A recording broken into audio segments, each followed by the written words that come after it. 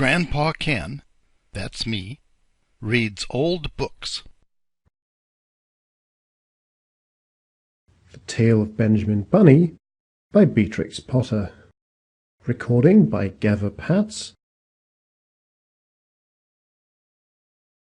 One morning, a little rabbit sat on a bank,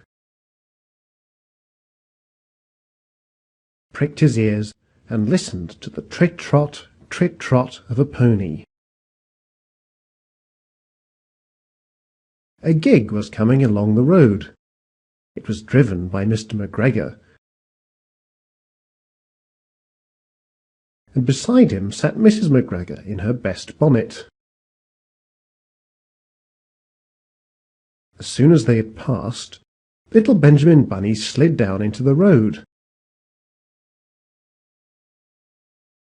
and set off with a hop, skip and a jump to call upon his relations,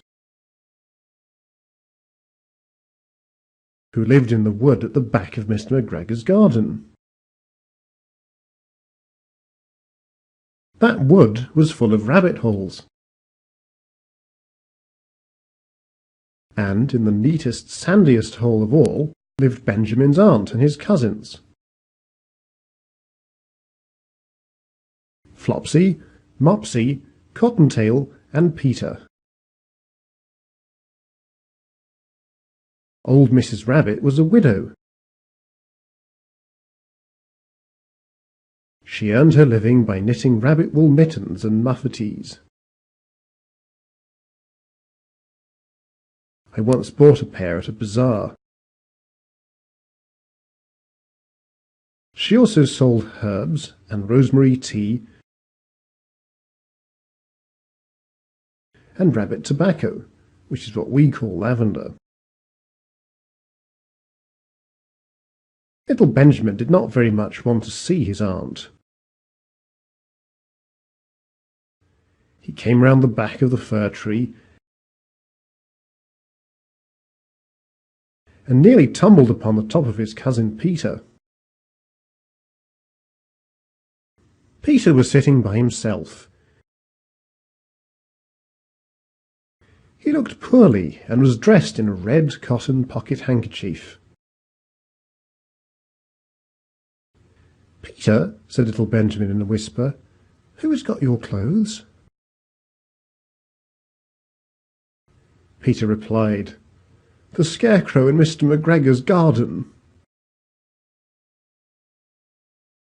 and described how he had been chased about the garden and had dropped his shoes and coat. Little Benjamin sat down beside his cousin and assured him that Mr. McGregor had gone out in a gig, and Mrs. McGregor also, certainly for the day, because she was wearing her best bonnet. Peter said he hoped that it would rain. At this point, old Mrs. Rabbit's voice was heard inside the rabbit hole, calling, "Cottontail, Cottontail, fetch some more chamomile." Peter said he thought he might feel better if he went for a walk. They went away hand in hand and got upon the flat top of the wall at the bottom of the wood.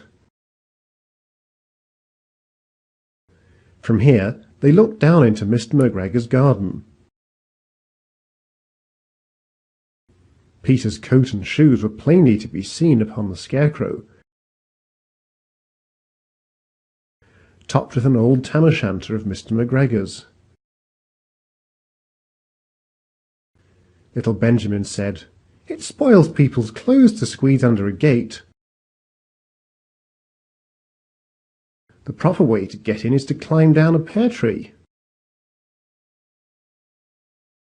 Peter fell down head first, but it was of no consequence, as the bed below was newly raked and quite soft. It had been sown with lettuces. They left a great many odd little footmarks all over the bed. Especially little Benjamin, who was wearing clogs. Little Benjamin said that the first thing to be done was to get back Peter's clothes,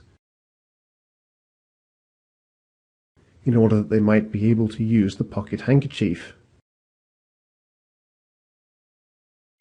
They took them off the Scarecrow. There had been rain during the night. There was water in the shoes, and the coat was somewhat shrunk.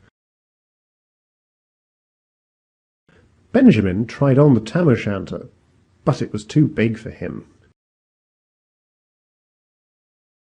Then he suggested that they should fill the pocket handkerchief with onions, as a little present for his aunt.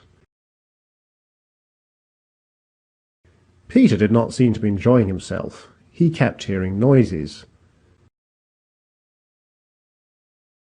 Benjamin, on the contrary, was perfectly at home, and he ate a lettuce leaf. He said that he was in the habit of coming to the garden with his father to get lettuces for their Sunday dinner. The name of little Benjamin's papa was old Mr. Benjamin Bunny. The lettuces certainly were very fine. Peter did not eat anything. He said he should like to go home. Presently he dropped half the onions. Little Benjamin said that it was not possible to get back up the pear tree with a load of vegetables. He led the way boldly towards the other end of the garden. They went along a little walk on planks under a sunny red brick wall. The mice sat on their doorsteps cracking cherry stones. They winked at Peter Rabbit and little Benjamin Bunny.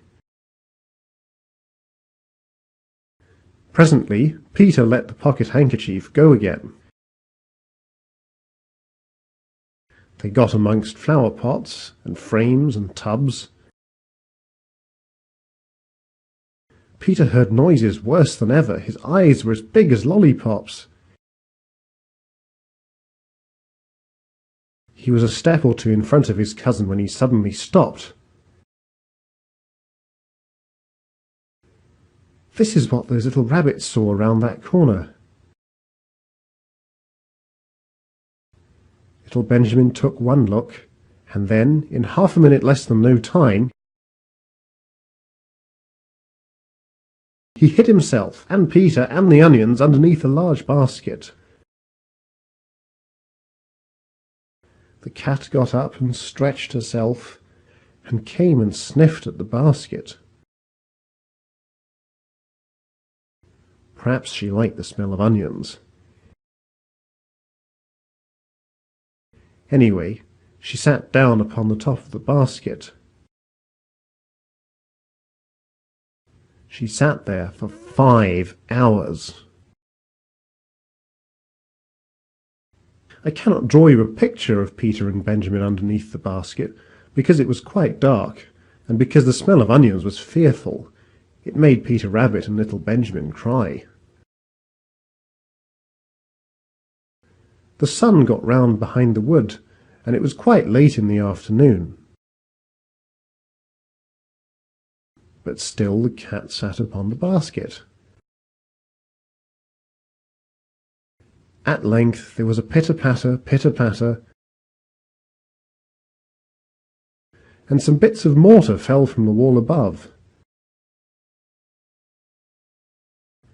The cat looked up and saw old Mr. Benjamin Bunny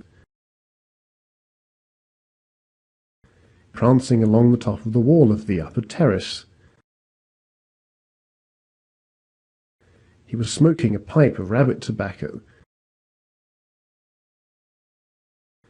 and had a little switch in his hand.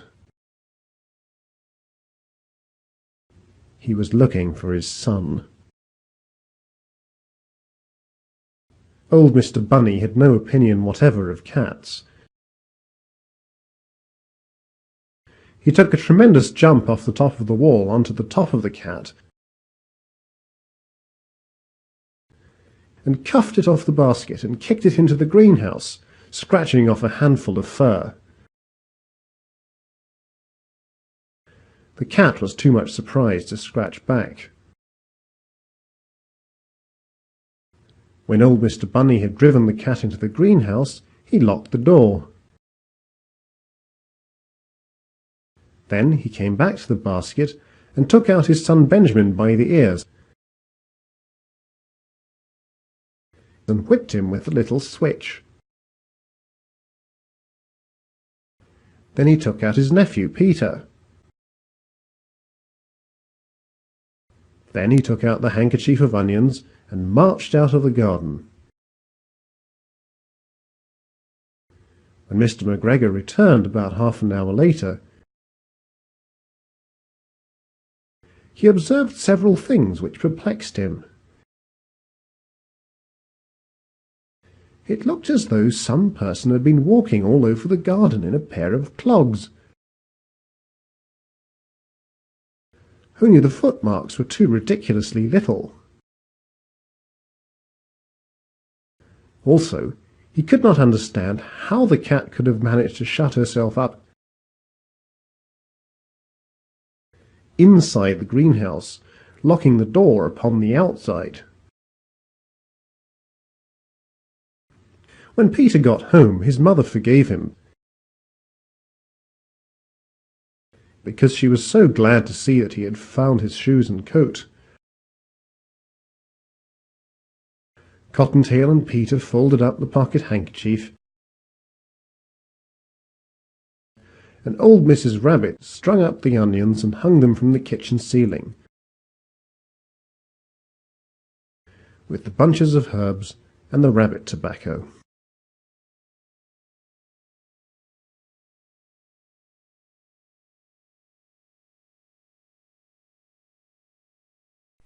A Kennemar video book.